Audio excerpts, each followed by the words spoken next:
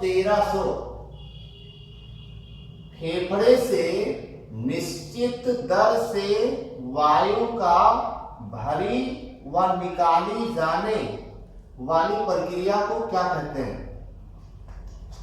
जब फेफड़े से एक निश्चित दर से वायु का भरी जाना और वायु का निकालना, ये कौन सी प्रक्रिया कहलाती है? तो इसे कहते हैं श्वासोच्छ्वास। श्वासोच्छ्वास यानी कि ब्रीथिंग। जितनी गति से हम सांस लेते हैं उतनी ही गति से हम सांस छोड़ते भी हैं। ऐसा नहीं है कि हम सांस ज्यादा लेंगे और कम छोड़ेंगे। जितने ही दर से हम सांस लेते हैं उतने ही निश्चित दर से हमें सांस छोड़ना भी पड़ता है। इस प्रक्रिया को क्या कहते हैं? श्वासोच्छ्वास। यानी कि सांस लेना और सांस छोड़ना, ये श्वासोच्छ्वास यानी कि ब्रीथिंग कहलाता है। प्रश्न नंबर 1301, फेफड़े में वायु प्रवेश की प्रक्रिया क्या कहलाती है? यानी कि जब हम सांस लेते हैं तो वायु फेफड़े में प्रवेश करती है, तो इस प्रक्रिया को क्या कहते हैं?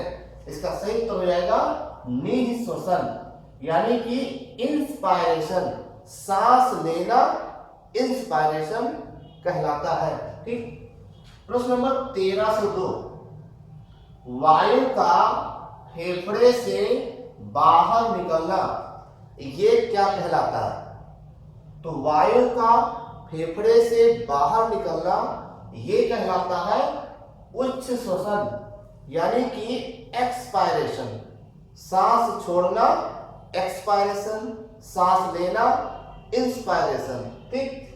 चलिए प्रश्न नंबर 1303, ऐसे एक बार प्रश्न पूछा गया था परीक्षा में कि श्वासोच्छ्वास के अंतर्गत आता है। श्वासोच्छ्वास यानी कि ब्रीथिंग के अंतर्गत कौन कौन सी प्रक्रिया शामिल है? तो ब्रीथिंग के अंतर्गत यानी श्वासोच्छ्वास के अंतर्गत इंस्पायरेशन और एक्सपायरेशन शामिल है, यानी कि निःश्वसन और उच्च श्वसन मिल करके क्या बनता है? श्वासोच्छ्वास।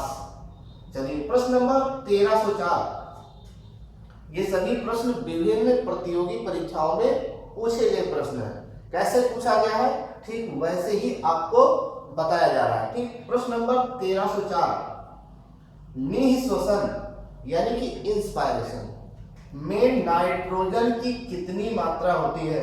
जब हम सांस लेते हैं तो उस वायु में नाइट्रोजन की कितनी मात्रा होती है? सही उत्तर 78.09%। जितना वातावरण में नाइट्रोजन पाया जाता है उतने ही सांस के द्वारा हम ग्रहण भी करते हैं। ठीक।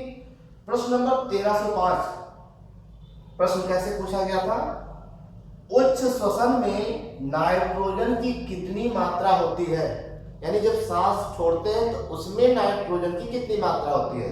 सही उत्तर 78.09%। यानी जितना हम सांस लेते हैं उस सांस में जितना नाइट्रोजन की मात्रा होती है, जब सांस छोड़ते हैं तो उतने ही मात्रा नाइट्रोजन की होती है। ठीक।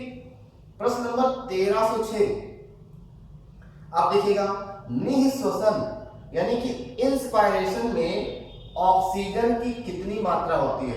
जब हम सांस लेते हैं तो कितनी मात्रा में सांस लेते हैं? ऑक्सीजन की मात्रा कितनी होती है? 21%। प्रश्न नंबर 1307, ये प्रश्न पूछा जा चुका है। कैसे पूछा गया था? उच्च श्वसन में यानी एक्सपायरेशन में ऑक्सीजन की कितनी मात्रा होती है? जब सांस लेते हैं तो उसमें ऑक्सीजन की मात्रा 21% होती है, लेकिन जब उच्च श्वसन में यानी सांस छोड़ते हैं तो ऑक्सीजन की मात्रा 17% होती है। उच्च श्वसन में ऑक्सीजन की मात्रा कितनी होती है? 17%। ठीक। प्रश्न नंबर 1308, निःश्वसन में कार्बन डाइऑक्साइड की कितनी मात्रा होती है? जब हम सांस लेते हैं तो उसमें कार्बन डाइऑक्साइड की कितनी मात्रा होती है? उसमें होती है 0.03%।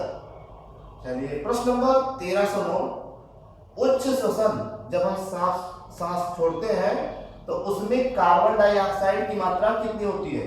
तो जब हम सांस छोड़ते हैं तो कार्बन डाइऑक्साइड की मात्रा 4% होती है। ये परीक्षा में पूछा जा चुका है। ठीक ऐसे ही पूछा गया था। अगला प्रश्न देखिए कैसे पूछा गया था कि गैसों का विनिमय यानी एक्सचेंज ऑफ गैसेस, गैसों का विनिमय यानी ऑक्सीजन का, है ना, ऑक्सीजन, कार्बन डाइऑक्साइड, इन सब गैसों का विनिमय कहां पर होता है? तो ये होता है लंग्स में, यानी कि फेफड़े में होता है। ठीक, और फेफड़ा की ऊपरी झिल्ली को क्या कहते हैं? Pleural membrane. हृदय की ऊपरी झिल्ली को क्या कहते हैं? पेरिकार्डियम। मस्तिष्क की झिल्ली को क्या कहते हैं? मेनिंजाइट। ठीक, चलिए प्रश्न नंबर 1311, ऑक्सीजन का परिवहन होता है, ऑक्सीजन का परिवहन किसके द्वारा होता है? ये भी प्रश्न पूछा जा चुका है। तो ऑक्सीजन का परिवहन हीमोग्लोबिन प्रोटीन्स के द्वारा होता है। हीमोग्लोबिन रक्त को लाल कर देता है, ठीक, कलर प्रदान करता है। प्रश्न नंबर 1312, कार्बन डाइऑक्साइड का परिवहन कोशिकाओं से फेफड़े तक हीमोग्लोबिन के द्वारा कितना प्रतिशत होता है? कार्बन डाइऑक्साइड का परिवहन कोशिकाओं से फेफड़े तक हीमोग्लोबिन के द्वारा कितना प्रतिशत होता है? तो इसका सही उत्तर हो जाएगा 10 से 20%। ठीक, प्रश्न नंबर 1313, प्लाज्मा के द्वारा कार्बन डाइऑक्साइड का परिवहन कितना प्रतिशत होता है? ऐसे एक बार परीक्षा में पूछा जा चुका है कि प्लाज्मा कितने प्रतिशत कार्बन डाइऑक्साइड का परिवहन करता है? सही उत्तर 7%। ठीक, चलिए प्रश्न नंबर 1314, कार्बोनेट्स के रूप में कार्बन डाइऑक्साइड का परिवहन कितना प्रतिशत होता है?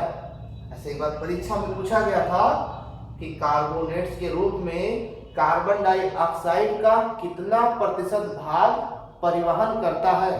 तो सही उत्तर हो जाएगा 70% भाग। ठीक, चलिए प्रश्न नंबर 1315, फेफड़ों में होने वाले गैसीय विनिमय को किस श्वसन के अंतर्गत रखा गया है? बाह्य श्वसन या फिर आंतरिक श्वसन? तो फेफड़ों में होने वाले गैसीय विनिमय को, एक्सचेंज ऑफ गैसेस को बाह्य श्वसन के अंतर्गत रखा गया है। ठीक, तो इसका सही उत्तर बाह्य श्वसन। प्रश्न नंबर 1316, ये भी प्रश्न पूछा जा चुका है, कोशिकीय श्वसन कितने प्रकार के होते हैं? तो कोशिकीय श्वसन 2 प्रकार के होते हैं। एक होता है आक्सीय श्वसन और दूसरा होता है अनाक्षीय श्वसन। आक्सीय श्वसन को एरोबिक रिस्पायरेशन कहते हैं और अनाक्षीय श्वसन को एनारोबिक रिस्पायरेशन कहते हैं। आक्सीय श्वसन में ऑक्सीजन की आवश्यकता होती है, अनाक्षीय श्वसन में ऑक्सीजन की आवश्यकता नहीं होती है। तो यहां से एक क्वेश्चन मिल जाएगा।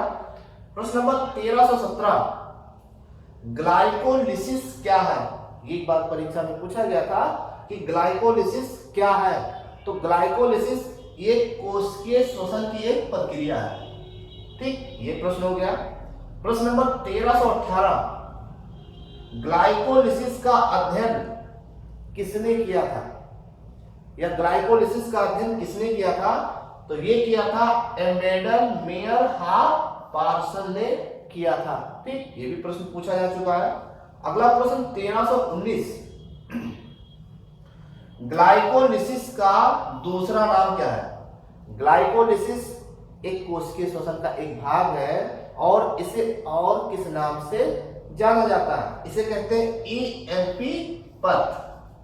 क्या कहते हैं? ईएमपी पथ के नाम से भी जाना जाता है। प्रश्न नंबर 1320, ग्लाइकोलिसिस की प्रक्रिया शुरू करने के लिए कितनी एटीपी अणुओं की आवश्यकता होती है?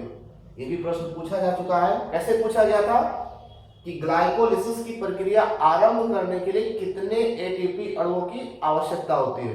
तो सही उत्तर क्या होगा? 2 एटीपी अणुओं की आवश्यकता होती है। ठीक, इससे संबंधित और भी जो महत्वपूर्ण प्रश्न बन रहे हैं इसको हम नेक्स्ट वीडियो में चर्चा करेंगे। ठीक, तो हमारे वीडियोस को देखने के लिए आपको